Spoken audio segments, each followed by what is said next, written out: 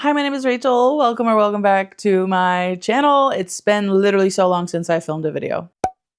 So I had a double root canal like 4 days ago and it hurt. It hurt a lot. And I was in a coma at home like almost the entire day after, and my teeth hurt and it hurts to talk a little bit, but here I am. So I'm going to be filming the winter book tag. And the reason for that is I really want to get back in the groove of making videos. I have 2 videos that I've been editing for like 2 weeks, but I also haven't posted a video in 2 weeks as of the time that I'm filming this. So I haven't been reading. So we're doing a tag. We're doing a tag, and I'm going to try to get up the other 2 videos I've been editing and get this tag up and try to get back into a routine. Getting a puppy definitely really threw that off, but also I haven't read anything at all since the end of September when I got bad news. I've just been in a funk, haven't felt joy in reading in a little while, which is unfortunate because I feel like joy for booktube and stuff. And like, I want to make book content. I want to read. I want to read. I just haven't wanted to read. So I'm doing a tag. Anyways, this is a super long-winded intro because I'm out of practice. The original creator of this tag is somebody named Marissa, who has a blog. I believe the website is marissawrites.com. So I will link the original post from her website down below, so make sure you check that out. Let's get into the tag questions. Question number 1 is falling snow. The colors of winter are muted. Choose a book that has whites, light blues, and grays on the cover. I found the perfect book for this. It is majority white with a little bit of blue and gray, which I feel like is very on brand for winter, and that is The Dragon Republic by R.F. Kuang. This is the second book in the Poppy War series, so I can't tell you much about this one, but if you don't know, the Poppy War is a military fantasy. There is a school element, but I wouldn't put it. That's my puppy. I'm going to ignore him because he's just been out and had a snack and he's fine. The Poppy War is a like military fantasy, heavily inspired by East Asian culture. It's really brutal. Like, it's really brutal. I would check trigger warnings for you if you need to. There is a scene that is based entirely on the rape of Nanking, which is an actual historical thing that happened. So very harrowing to read, but I love the novel. I think R.F. Kuang is really brilliant. And I feel like every time she writes a book, she gets better and better. And this is no exception. I feel like this one, I just hit myself. I feel like this one was a step up from the Poppy War, and the pacing was a little bit better. Even though I did love the Poppy War, I think I gave it 5 stars. I think the pacing in this one was a little bit better. And yeah, again, perfect colors for winter. Lots of white and gray, which I feel like is very snowy. And then this pale, almost a neutral pale blue, which again, very calming, very wintry. Question 2 is crackling fire. Colder weather makes for the perfect time to sit by a crackling fire. What book is the best to curl up next to a warm fire with? I feel like I could have gone multiple ways for this question. I feel like I could have gone with a Christmassy romance, or I could have gone with a like really high fantasy, because to me, high fantasy is cozy. We're just going to ignore the dog. He's fine. I was just playing with him. Or the way that I chose to go was cozy fantasy, low stakes, cozy atmosphere. And that is Legends and Lattes by Travis Baldree. I love this book so much. This is this. Hello? Hi. Yes, this is her. Okay, I literally don't remember what I was saying. The book I chose for this, the book I chose for this prompt is Legends and Lattes. And that is because it's cozy. I want to go to this coffee shop. I want to drink a hot latte here. I want to have a warm cinnamon bun. I just want to like hang out with this group of people. I want to chat by the fireplace and play like cozy board games with them and just like hang out with them. And I feel like I can smell like the warm, earthy, like coffee scent of the shop. I feel like I can smell the baked goods baking. And it's just so cozy. This was actually the first book I ever read on my Kindle Paperwhite like 3 years ago for Christmas. And so like this book to me is curl up on the couch, cozy, have a fireplace going, have like a fireplace ambiance on the TV. Like this book to me like feels cozy in that way because that's how I experienced it for the first time. And I love it so much. I love this whole series. This whole series is so cozy, perfect for curling up by a fireplace. And it is a very low stakes, but like there's a little bit of plot. But I feel like the best part about this book is the characters and that cozy atmosphere together, like really is what makes this book special. I have hair in my glasses. I can feel it. Question 3 is Ice Storm. Winter storms can be brutal. What book do you love that takes the characters through a brutal season? For this book, I'm choosing The Bear and the Nightingale by Catherine Arden. This book is the epitome of winter. Like the book, when you're reading it, you feel like you're cold. The way that Catherine Arden uses descriptions to make you feel like you are in a cold, quiet, wintry forest. You can hear the twigs snapping. You can hear the soft, feathery sound of like a snowflake hitting a pile of snow. Like it's so cold. It's so cozy. It's so perfect. And there's also a character in here called the Winter King. And it's very folkloric. It's very Slavic. It's rich in atmosphere. It's rich in culture. And just everything about it, like you're in this dark, quiet, secluded winter with this main character and her family. And, you know, obviously like the story takes off, but I don't want to spoil it. But like you're in this atmosphere and it's just so cold and wintry and perfect. And there's so much snow. There's not really like a blizzard or anything like that I can remember off the top of my head. It's been so long since I've read this. But this is a place where winter lasts like much longer. It's the Russian wilderness. It's like Slavic. It's cold. Everything's freezing all the time. There's a lot of snow. So like I feel like this fits the prompt perfectly.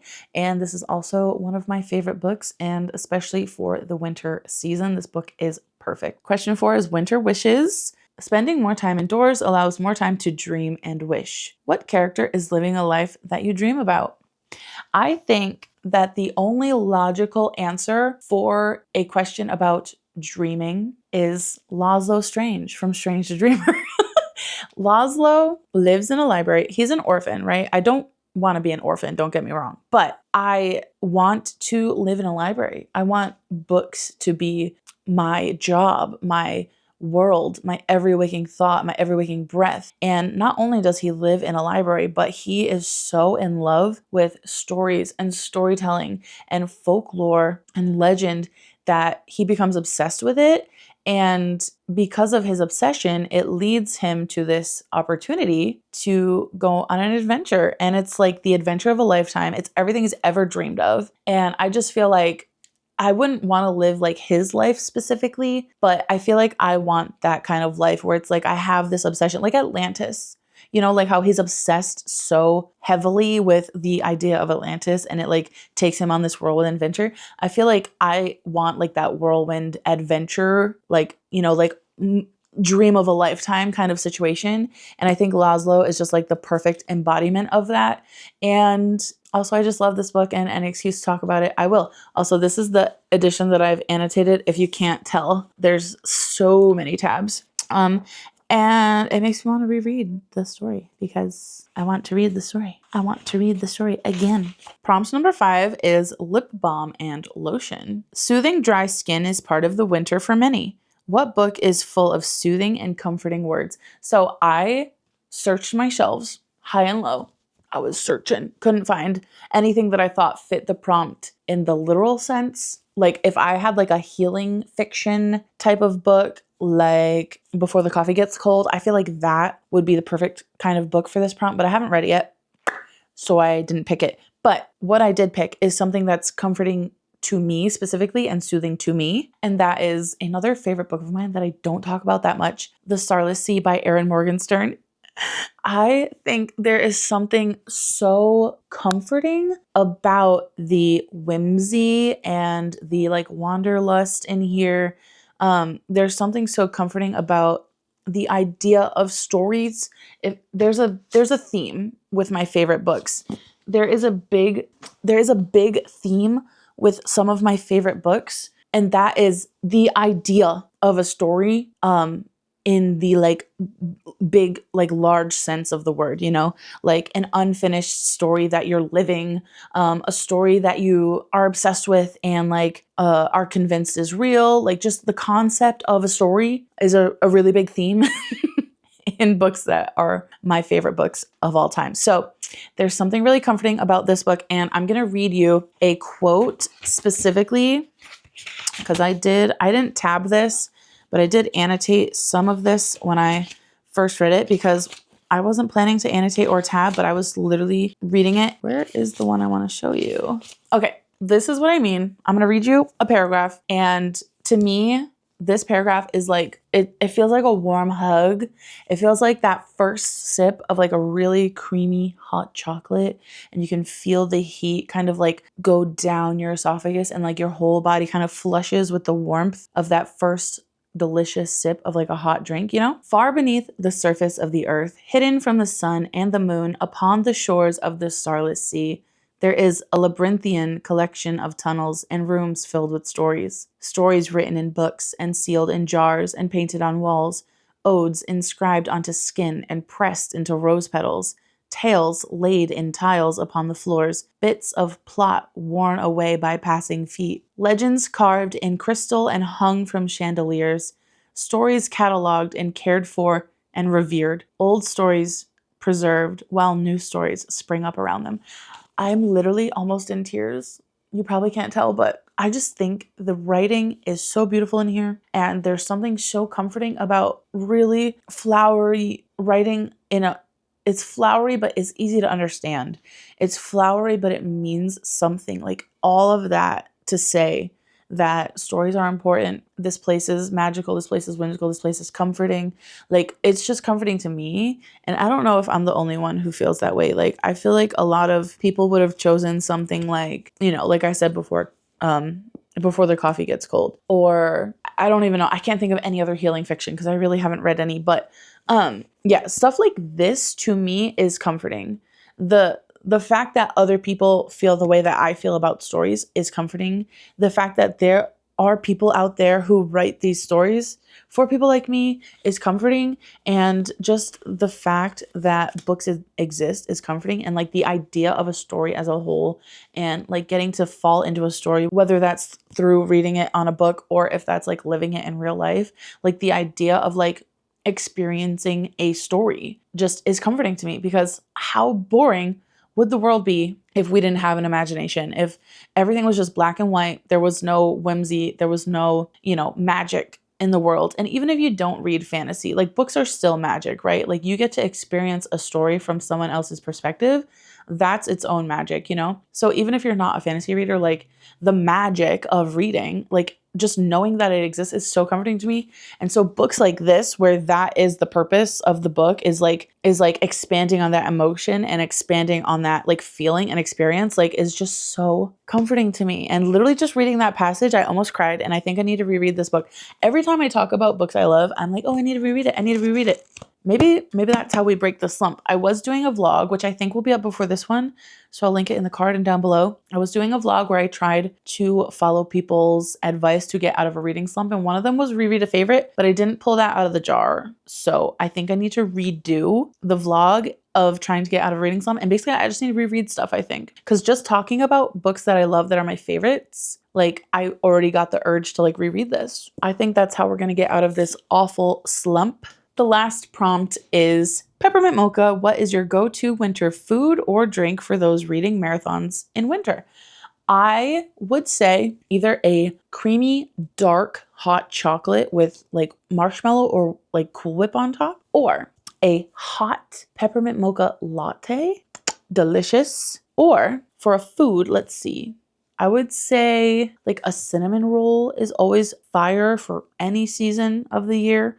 Any time of the year, I feel like a cinnamon roll is appropriate. But for winter specifically, I want to say like a really hot like casserole or soup. I feel like having a nice warm dinner, like a hot casserole, a hot soup, and then, you know, cleaning up, getting cozy, getting a hot drink, like a hot chocolate or a hot latte, snuggling under the blankie with a book, like that is like the epitome to me of like winter cozy reading perfection. As always, thank you so much for watching. If you've made it this far in the video, leave a snowflake down in the comments. And I'm not going to tag anyone because I can't trust myself to get this up on time. You know what? I'm going to tag Faye from Books and Chocoholic because she helped me think of a tag to film. And I'm going to tag Mare from Lady Mare Reads down below because winter lasts until winter goes into the new year. Okay, so we've got a couple months of winter because this book tag is winter book tag, not specifically Christmas. But to me,